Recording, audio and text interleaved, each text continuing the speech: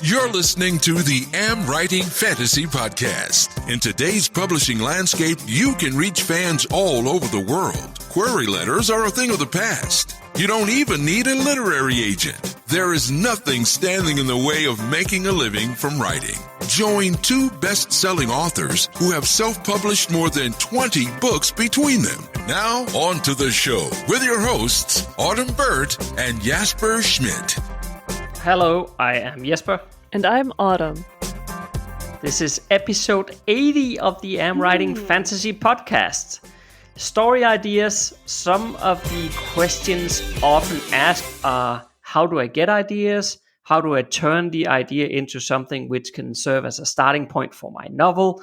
And how do I know if my idea is good enough? And I cannot promise that we will answer all of those in full here now, but we will definitely try to tackle this topic about story ideas as best as we can. Yes, I think some of those could be a topic and a half all on their own, but this is a fun one. I'm looking forward to this one because I'm definitely one of those people who I can almost always come up with an idea. So this will be a fun one to get to share some of that with people. Yeah, and think about it. It's episode 80. I know. Isn't that amazing? Exciting. It really is exciting. It seems like we just started this, but I guess it's been 80 episodes, which Apparently means it's been so. 80 weeks. That's Oh my god! Yes. Now I feel old. No. I can't even make the math on that. That's incredible. Yeah, well, yeah, I was gonna say I could look up. I thought I knew how many weeks in a year, but let's not worry. We're not here for math. We're here to write. No, so let's do indeed. that. But we are getting closer to 100 episodes, so I'm thinking we should do something special there. And we should. Maybe we could ask listeners if they have any good ideas, and if they do, then let's place a link in the show notes where people can email us from. And then if they have some good ideas about what they would like us to do for episode number 100, then they can send us an email and give us some ideas. Sounds I think it excellent. should be something special. I think so too. And I think that's a fantastic idea to get some feedback from listeners, what they'd like to see as a special 100th episode. It's only 20 episodes away. It is, yes, indeed. And I was sort of thinking that maybe we could do a Ask Us Anything You Want episode. Ooh. So that could be an idea. That could be an idea. So that'd be, something to ask readers. Listeners, if that's what you want, you'd have to be sending in your questions. So that sounds good. Yeah, indeed. That's also why I want to get started a bit early on it here, because if that is what we're going to do, we need to build up enough questions. So we need to remind people ongoing for a while to send us questions. So but I don't know if that's something people want to do, or maybe somebody will have a better idea. But we'll put a link in the show notes from where you can email to us, and then let us know if you have any good ideas, or you can also just let us know if you think Ask Us Anything is a good idea as well. Then that would be interesting, and you could hear about the time where I had to put my hand on a fiber optic cable full of power, not knowing if it would kill me or not. So that's something you could ask me about in that episode if you want, and I can tell you the story. That sounds interesting. I could certainly tell some of my stories of living on the road in an SUV while traveling across the country. So there's lots of stories I think we could share. I'm curious about your fiber optic cable myself now. Obviously, you're still alive, so that's a good sign. Yeah, it's a bit of a telltale there. It's not a good story then, but I can tell the story if somebody sends an email there and says, we would like a Q&A, and then just tell me to tell their story, and I will. So you can ask us anything. That's an idea. I don't know if it's gonna fly or not, but let us know at least. Sounds good. So otherwise, how are things on your side of the Atlantic? Well, it's actually pretty good, I would say. At the point of this recording, of course, we are pre-recording a bit. We're really trying to build up the release of enough episodes so that we have enough episodes in the bank before we go on summer holidays. Yes. So that means that we are right now recording in the beginning of June, even though you're going to listen to it later. And I said that because what I'm about to say doesn't really maybe make sense when you're listening to it in July. But I actually went to the cinema over the weekend. Oh, yeah? That was wow. You a were strange outside. feeling. Yeah. Yeah, yeah. The cinemas here has opened after COVID-19 again, so it was a bit weird being out and about like that again. But at the same time, it also sort of felt just normal, Wow. almost at least. I mean, there was no self-service with the popcorns in the cinema, and there was also like an empty chair between you and every stranger. But other than that, then it felt quite normal. And the empty chair, as an introvert, I'm pretty happy with that anyway. So that's kind of that nice. was fine with me. I was gonna say, I think I usually aim for that anyway, so that's great. Yeah, exactly. So now you have forced empty chair. That was quite nice.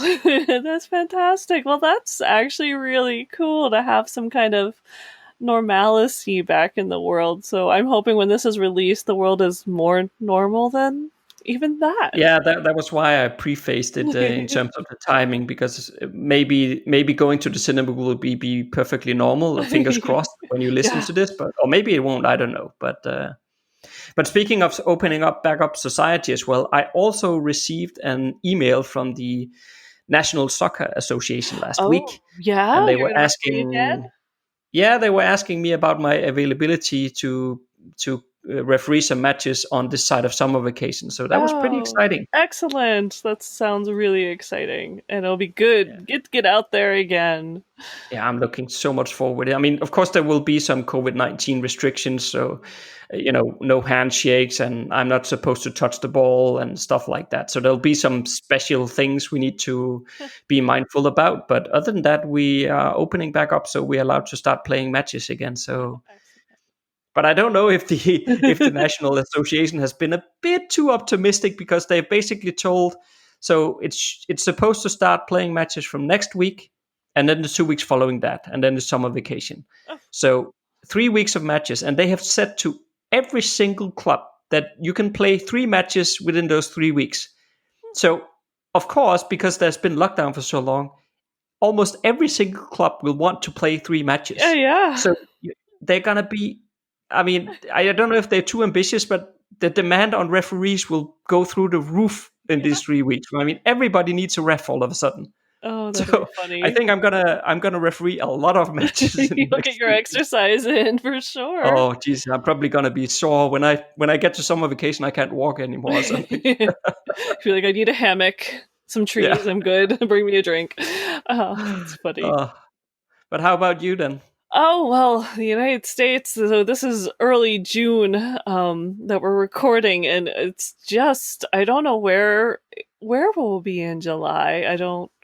I really don't know. For one of the first times in my life, I don't know what I'm watching, and I can't believe this is happening in my country where I've grown up and spent so much of my life. So it's very uncertain, and I always used to half joke, half seriously, that if things get bad, I was just going to go to Canada, but the border's closed because of COVID. But it is tough. Like my parents, I was so close. I had agreed with my mom that I was going to wait for strawberry season. Again, if you don't know much about me, if you're just listening in, food is love in my family. It's been that way since I was a little kid. That's how my mom shows how much she loves you, by cooking you like so much food it's going to kill you. But it's so good. It's so good. So I had agreed. She has wonderful strawberries. I mean, she lives in the burbs now. I grew up on 10 acres. My neighbors were Amish. We were in the countryside. We had this huge garden. Well, my mom still has the only garden in the burbs, and she cans like 30-some quarts of tomatoes out of it every summer. It's hilarious. But she also has amazing strawberries, and I had agreed I'd come down during strawberry season. Well, it's strawberry season, and they're so big, and she's picking like 4 quarts every other day. And we talked about it, and both my parents are immune compromised. So I just finally said, it's an 8-hour drive. COVID is peaking back up in other states. I have to go through 3 or 4 states just to get there. It's 8 hours. I had to stop for gas 2-3 times. I just don't want to be the cause of you getting sick. Or what's worse, her sisters guilting her into like, oh, you let your daughter come stay. We want to come over for dinner because everyone wants to go to my mom's house. It's an awesome house. She's an awesome cook. She's our great hosts. So Right. I'm like, I can't deal with the guilt of everyone then else, twisting the screw saying, I want to come over because you let your daughter come. So we regretfully said she'll freeze some strawberries and hopefully soon I'll make it down to Pennsylvania. But I'm thinking of them. Safety is more important at the It end of the day. is. It is. A week on the internet with the Writing Fantasy podcast. So a huge shout out and thank you to James Brown, who joined us on Patreon. Yes, we're so happy to welcome you. And by the time you're listening to this, you have received your bookmark. But as of today, I only just got your email address or your actual physical address, and I will be sending that out to you probably tomorrow. Yeah, it really makes a difference for us in justifying the time that we spent to record these podcast episodes, which, by the way, we love recording these episodes for you, but it is also a big time investment. So a few dollars or just a single dollar a month to show that you appreciate what we try to do for you here and get something out of it, that really means a lot to us. So thank you again, James, for your support. Absolutely. We're so happy to welcome you. And it's so funny that, it's just great to see Patreon growing and the comments and the feedback that we get there. It's fun to spend time, almost as much fun as the Writing Fantasy group, but there's a few more people in there too. Yeah, it's a growing thing. It but is. If you, dear listener, want to check out Patreon, I don't know how to pronounce it. But we're a professional podcast here, apparently. There is a link in the show notes, so we make it worth your while too, and we try to offer a whole range of exclusive Patreon benefits for you. So, as I said, go at least to check it out if you want. Yes. I think it's sort of like tomatoes and tomatoes, we just have different I don't know. I pronunciations. many people say Patreon and then others say Patreon. I think I say Patreon. I have no idea how to say it. That's the fun thing about, you think of that with characters and reading names. I think it's so funny. I get one way stuck in my head, then I hear someone else say a character's name. I'm like, oh, yeah, I guess you could say it that way too. So it doesn't really matter. Do you think it's something to do with US versus UK English definitely. or something? Probably. It took me forever when I was in the UK to get used to how they pronounce my name over there, because in the United States it's Autumn, but over there it's Autumn. And it sounds so autumn, yes. It's autumn. It's totally different. They don't sound anything the same to me. But I did eventually start replying to my name. I probably thought I was snooty at first because I never responded. Well, yeah, you can start being selective then, right? That's true. It's only sometimes you want to reply. It depends on what they say. Well, you have to remember, I am now officially half deaf, so I do have that ace in my pocket if I feel like ignoring someone. No, my husband now. But I was going to say, I wanted to do a shout out to Mary Van Everbrook, who she has sent a lovely email saying how much she enjoyed the podcast that we released recently on character development. She's in the character development course, but she really enjoyed the 10 Traits of Heroes podcast. So, however we hear from you, that was just an email. So it's so wonderful getting feedbacks, but leaving reviews, leaving comments on the podcasts, we do scan for those. So it's always wonderful to find a new review, to find a new comment, and find out someone else has really enjoyed something we've put out there. That's just, again, it makes it feel worthwhile. And on to today's topic. So, book ideas. Yes. This is interesting. It is, and there's so much. I mean, we only created an entire book about story ideas, so short book. Yes. Yeah, it's a short, quick read. But that's okay. It's still worth a book because a lot of authors do struggle coming up with ideas, or sometimes you feel like your idea is just they're not good enough. Are they good enough? You're wondering if it's worth a whole story. So that's always a fun topic to explore and to talk about. Yeah, and actually one of the first questions I wrote on my list here that I was thinking that we maybe could start out with and Oh, debate a excellent. bit what we think about was, and the question goes like this: is having a good idea a necessity to write a good book? Ha. It's so funny that you say that because on Patreon today I do my Monday posts, and I released 2 sort of reviews of recent movies, and both are jam-packed full of traditional, stereotypical even tropes. Right. And the one was a horrible movie, even though it was big name actors. It's actually called Triple Frontier. It was so typical of a paramilitary movie that I think I said, I don't think they took the characters straight off of Military Man's shelf and they didn't even dust them off. But the other one, it was called Vast of Night. And this is a micro budget debut show about typical alien idea trope of all the way down to Roswell. They don't actually know New Mexico. They didn't mention Roswell. I forget the name of the town. New Mexico, aliens, 1950s. But oh my gosh, it was fantastic. It was so fresh. It made you tingle. I mean, it was truly riveting. But again, it was almost every classic trope you can think of about a alien space UFO movie. So no, I don't think you need something that is 100% original. You can take Cinderella and you can turn it into something amazing and special. But obviously you can also take Cinderella and turn it into something that's been seen a million times before, as these 2 movies totally showed. Yeah, I don't even think I've watched any of those. I don't recommend Triple Frontier. Vast of Night, it's on Amazon. It is so worth it. It's wonderful. Oh, okay. Yeah, I don't have Amazon Prime. That's too bad.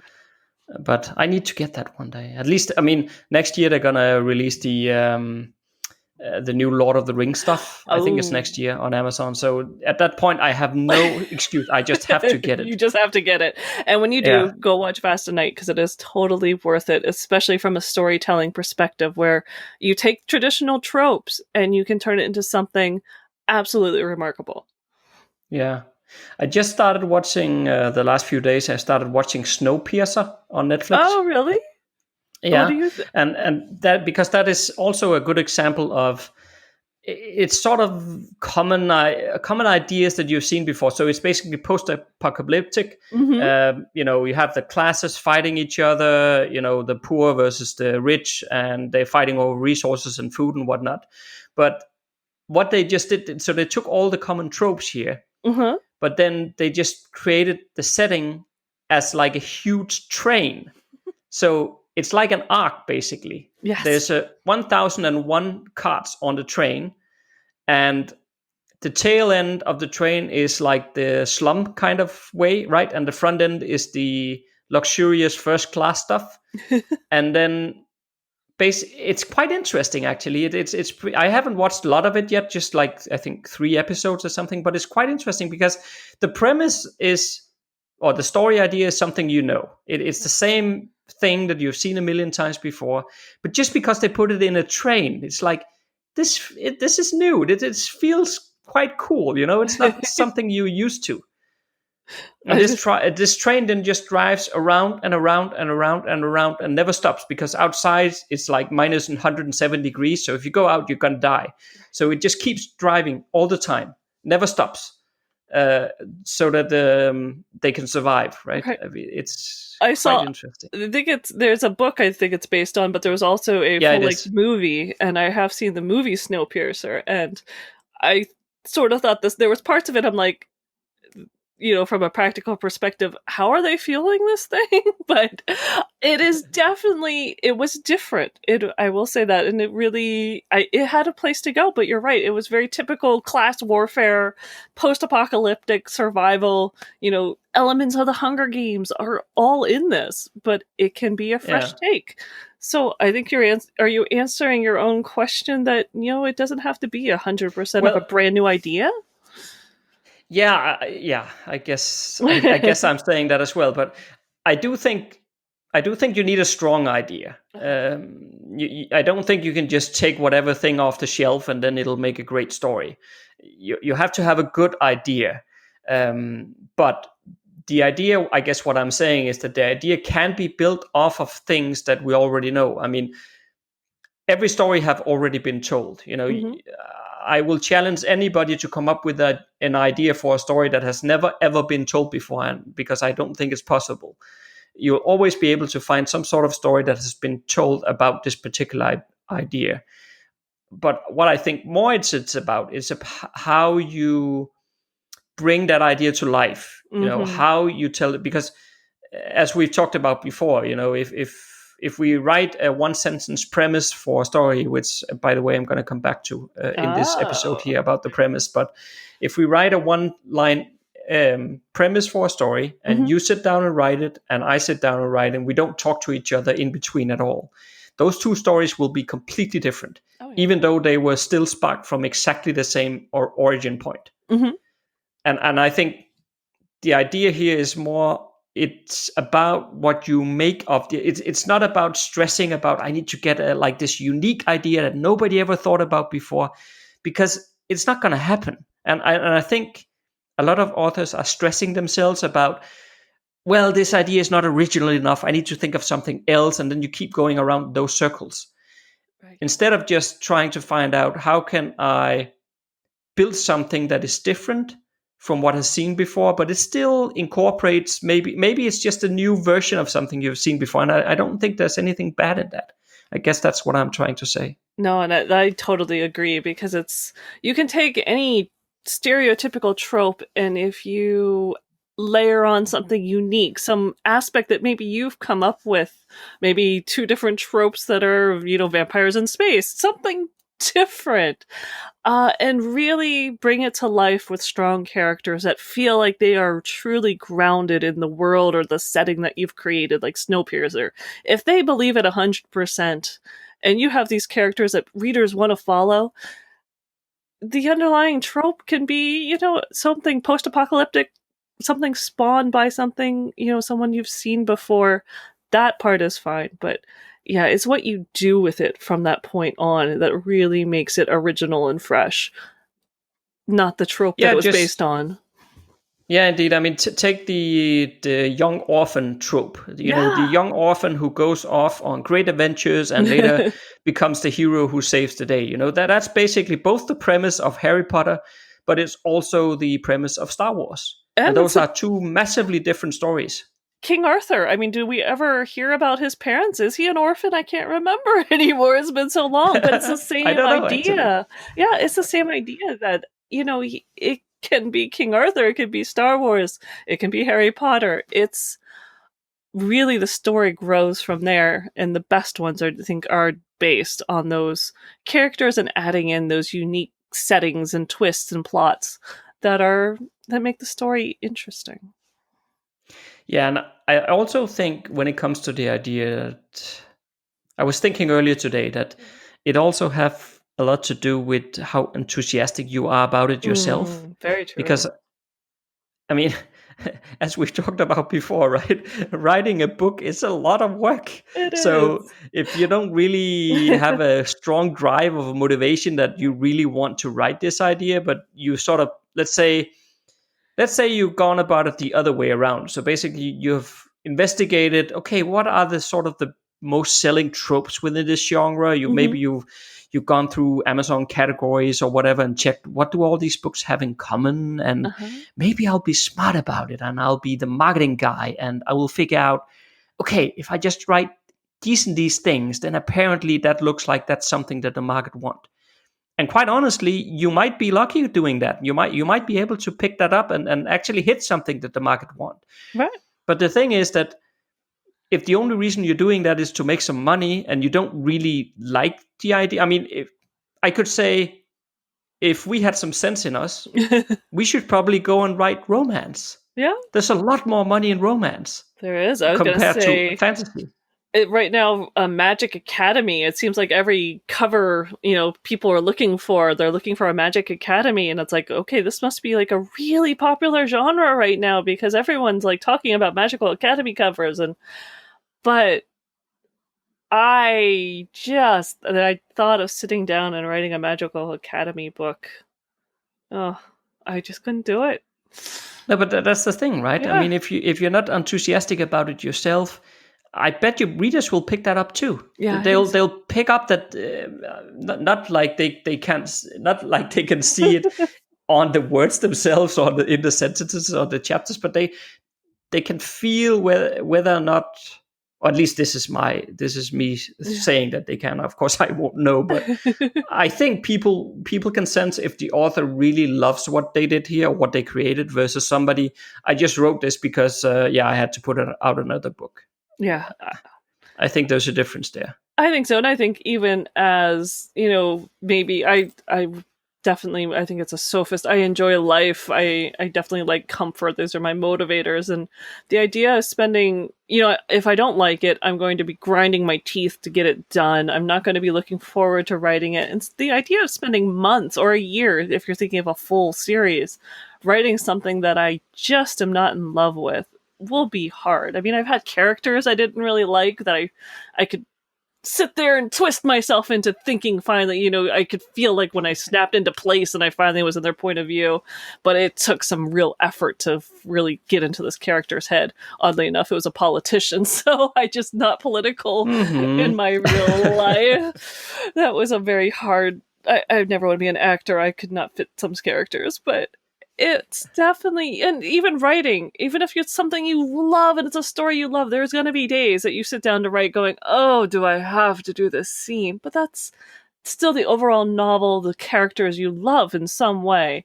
But to do it for a book that you're like, I'm just doing this to make money. And I mean, we just talked about that. So you're selling a book for $4.99 that you absolutely thought was torturous to write.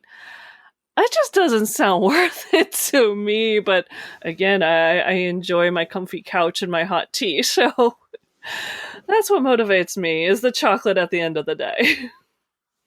Yeah, I think that's fair. But I mean, I'm not trying to say either that, you should have an idea that is you're so enthusiastic about it that every single day when you sit down to write, you're just overly joyed to, this is amazing, because it's not like that either, No, writing books is also a job. So you will have days where this is not really gelling for me. I don't quite feel it today. And it's a bit of a bit of a job, I just have to write the chapter today and get it done. And those days are there. And that just part of the game. And you have to accept that. So, yeah. So don't get me wrong. No, that's what I was trying to say as well, is that there are going to be days, if you like the idea, that you're not going to want to sit down, or it's not going to flow well or whatever. But I don't know. I think readers possibly can tell, and that you're struggling the entire time, and you're going to struggle, and it's going to go slower. It's just not going to flow as well, and you might not have the passion for the characters, and it's just not going to be as good a novel as if you truly are inspired to write it. At least, a majority of the time. Yeah, I think that's fair. But maybe we should talk a bit about something that I also... Well, I don't know, to be honest, if this is authors asking this or if it's more like people who are not authors. But I do hear this question quite a lot. Okay. And it is, where do ideas come from? How do you get your ideas for your books? I mean, I hear that over and over again. But now that I said it out loud, I'm not entirely sure if it's mostly people who do not write that ask those kind of questions. But I don't know if you have a gut feeling about that. I've heard it from both, especially new authors or struggling authors. And I have heard it from readers as well, saying, how did you ever come up with that? So I've definitely heard it from both sides. So I think your gut that's why you're not sure who it's from, because I think it's from both. From both, yeah. From both. Okay, fair. Yeah. That is a tough one. Well, yeah, because, as you hinted at a bit earlier on, we're about to release a book on story ideas and how to basically develop initial ideas into the premise for a book. And we will have a link in the show notes for where you can pre-order that book in the show notes. But hey, I'm just gonna tell you a little secret, and that is if you buy the plotting book, then there will be a link inside that one for where you can download this book idea book on developing story ideas for free. So in 2 weeks, we're going to talk about the plotting book on the podcast, and then we will give you the pre-order link for that one. So that's a way where you can get this story idea book for free. What? We're giving away a free book? Yeah, I don't know. We're stupid. But and if you don't want to wait for 2 weeks for us to talk about that, then go to Amazon and search for our names, and you will find it quite easily. It's already there. But why I said that was because we actually wrote a short chapter in that book about how to get ideas, and it was actually, it's a very short chapter. The whole book is a very quick read. It's not a long book, but the point is just that even though it's such a short chapter on how do you get ideas, it was actually quite hard to come up with something concrete for it, because I think it's also very, very like basic, it's just like we have stuff like, okay, watch some movies, read books, listen to podcasts, go for walks. But I think what it all comes down to at the end of it is about being open-minded and observant of what's happening around you, because there's a ton of ideas every single day, but you need to sort of open your mind to catch them. Yes.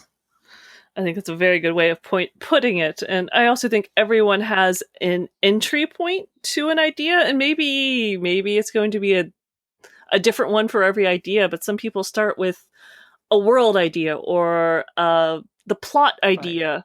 I know my entry point is almost always a character idea. I come up with a character, and the character sells me that I've got to find a story for them, or maybe they have one that's tagging along. That's always nice, but definitely everyone's got to find what it is that gets you your attention. And sometimes, some of the things that are in the book, it is being out there and getting sometimes a news story, something you heard in a conversation, and it all comes together. I've jokingly said, especially if you're a character oriented like I am, if I sit down and I look at like this wooden table, my microphone's on, and I start wondering about the tree and the wood, and suddenly if you give the trees outside some personality and what they've been seeing in the squirrel, and then I have a kid's story. But then you have the ends. I do. But it all comes together. For me, it's that if you can put personality into a dust ball, you can probably come up with a story.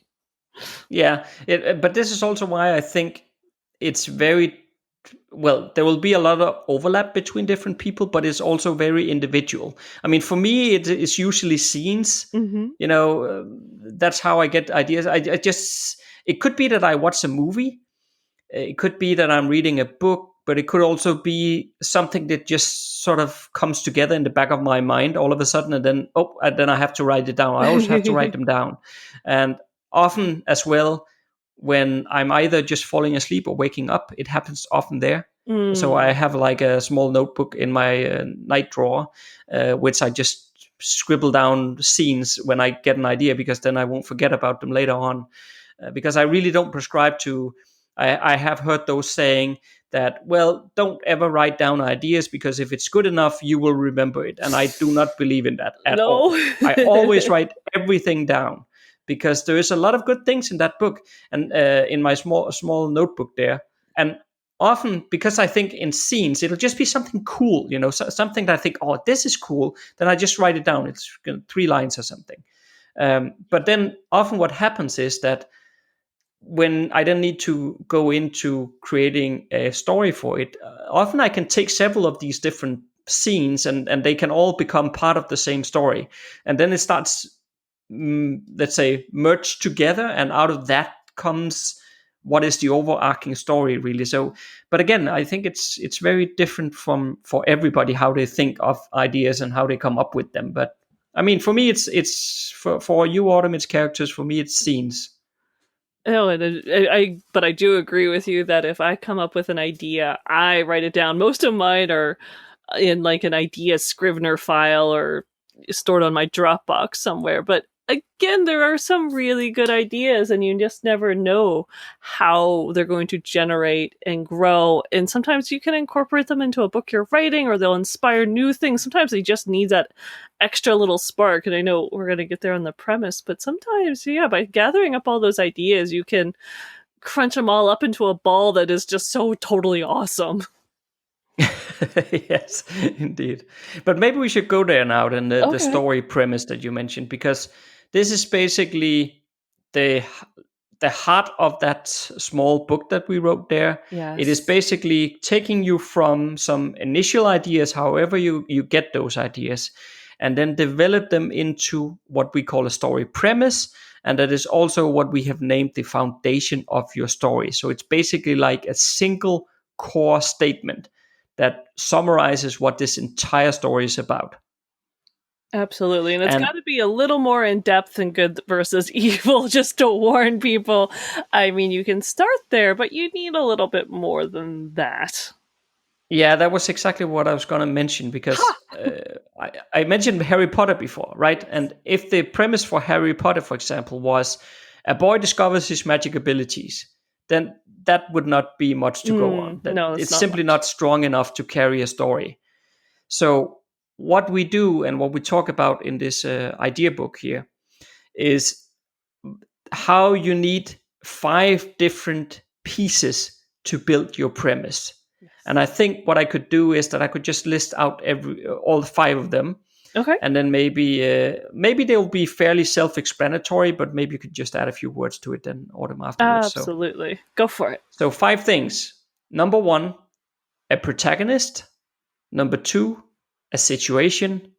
Number 3, a goal. Number 4, a villain. And number 5, a disaster. That's our formula. That's pretty easy. And it does go, you just kind of combine those into 2 sentences. But the reason that this works very well is that it gives you know who your main character is, so you're not floundering around going, who's this story about? And they're in a situation that they need to get out of. And if they don't get out of it, there's going to be a disaster. So you're getting stakes. By knowing your stakes, you know that there's a story. There's something. There's going to be tension. There'll be plotting. So it's good to know your stakes.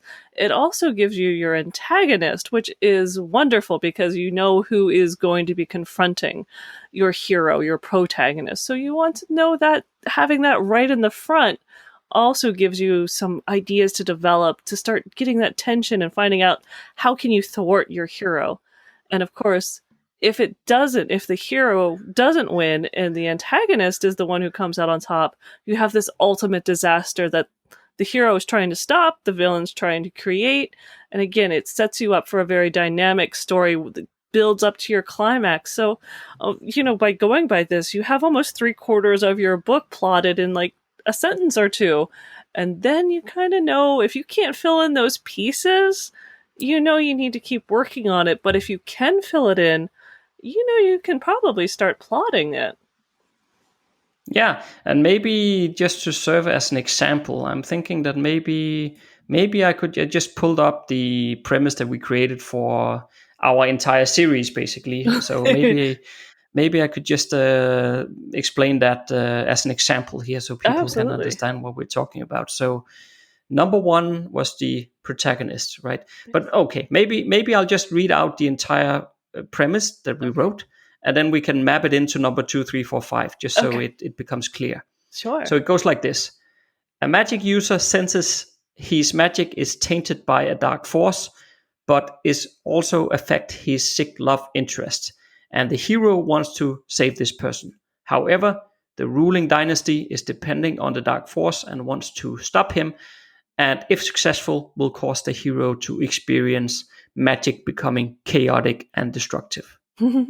So that was the premise for not one book, but that's the entire series. Yes. So you have number 1 was the protagonist. That's the magic user. We had that up front.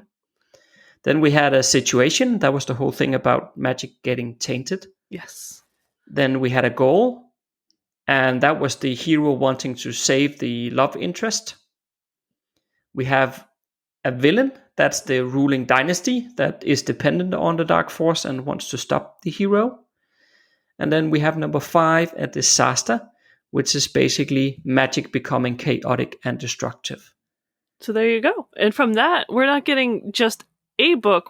This is our series theme. So we're getting, how many do we have plotted? 6, 9? You know, 6. We're aiming for 6, but we also have both said, that ending, So that's the problem of working with authors. As I said, on my tombstone will be the words "to be continued." So I will never be done. Yeah. So, but basically, if I break it down one more step, just to make it very concrete, and I like concrete examples, as you know. Yes. But so once we have this overarching premise for the entire series, then what we do is that we make a similar, basically the same premise, where we break down this overarching one into, in this case, 6 books. So we create a premise for each of the 6 books that all basically, what can you say, flows up into this overarching series premise. Right. But we don't really plot any detail except for the book that we are currently working on. So when we're working on book 1, we have the premise for book 1, and we detail out or plot out all the details related to that. And then for the book 2, 3, 4, 5, 6, we only have this high-level premise. But what it does give us is that we have a clear compass as to where things are heading. And we know where book 6 is, the premise of book 6. We know what it is. We know what's going to happen. We know nothing of the details, nothing about how it's going to happen. But we know where we are heading. And it just makes things so much easier. And of course, you need to think a bit about these premises and make it interesting and make it not something you've seen a million times over before. But on the other hand, it is not that hard. I mean, I can't remember exactly how long it took us to do the 6 premises for the 6 books, but we're probably talking a couple of hours, nothing more than that. Yeah, I was going to say, I think it was in just one of our normal Monday sessions that we met and probably talked for 2 hours and then we were done. Exactly. So it's not that hard. And by not plotting out all the other books, one, we're not wasting time when we could be writing, but that way we don't get too far off track. If we think it's going to go somewhere, and as your story develops, you come up with something really interesting and you want to add that in later, but the book's already plotted, and it just becomes such a nightmare. The further out you go, the harder it is to plot something that has yet to be developed in the beginning. So it's better to have that looser framework in the back end and the first book ready to go. And then as things happen, we take notes and we say, okay, this is going to happen in book 2, or remember that this happened in book 3. So this is going to affect something down there. Because we have the premises, we know sort of where things are going to fit in later. And that really helps, keep things organized. And we both happen to like organization and Scrivener. So we keep our files pretty neat and clean. Yeah. But I don't know, sort of an overall conclusion of this episode. Can we conclude that getting the perfect story idea is just overrated, Autumn? Do you think that's fair? I think that's fair. I don't think you need I won't say the perfect or the most unique. It doesn't have to be something never seen before or something only you've come up with, and you don't have to sit there and rattle and struggle and think about it for hours and hours. You can take a typical trope. You can take a dust ball in the corner, and as long as you add something fresh and unique, give it some twists, make it concrete with characters, it can be a wonderful story. It's how you write it, as long as you write it well. Okay, so next week we will discuss how to plan and write out a series. This will also be a very interesting topic to tackle, and it's a good add-on to what If you like what about. you just heard, there's a few things you can do to support the AmWriting Fantasy Podcast. Please tell a fellow author about the show and visit us at Apple Podcast and leave a rating and review. You can also join Autumn and Jesper on patreon.com/AmWritingFantasy. For as little as $1 a month, you'll get awesome rewards and keep the AmWriting Fantasy Podcast going. Stay safe out there and see you next Monday.